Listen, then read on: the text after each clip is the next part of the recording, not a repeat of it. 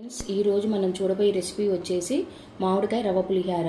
మామిడికాయలు 2, పచ్చిమిరపకాయలు, శనగిత్తనాలు, కొంచెం కరివేపాకు నూనె వేసుకొని తాలింపు వేసుకొని, తాలింపులో ఒక రవ్వకి 2 నీళ్లు పోసుకోవాలి.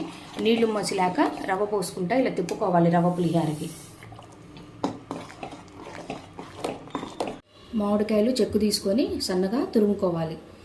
మామిడికాయ పులిహారలోకి పచ్చిమిరపకాయలు కొన్ని ఇట్లా ఘాటు పెట్టుకోవాలి. మధ్యలో శుభ్రంగా కడిగి ఘాటు పెట్టుకోవాలి.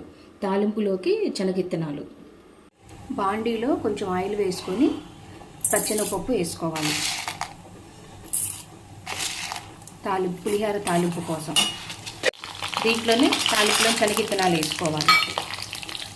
శనగకాయ ఇత్తుల్లో పచ్చిమిరపకాయలు వేసుకోవాలి. పచ్చిమిరపకాయలు వేగాక కొంచెం పసుపు, చిటికెడు పసుపు, కరివేపాకు కొంచెం, పచ్చిమిరపకాయలు కొంచెం ఇంగు వేసుకోవాలి. బియ్యపు రవ్వలో తాలింపు వేసుకోవాలి. తురుము కూడా వేసుకొని మొత్తం కలుపుకోవాలి. ఫైనల్లీ వేడి వేడి మామిడికాయ రవ్వ పులిహార రెడీ.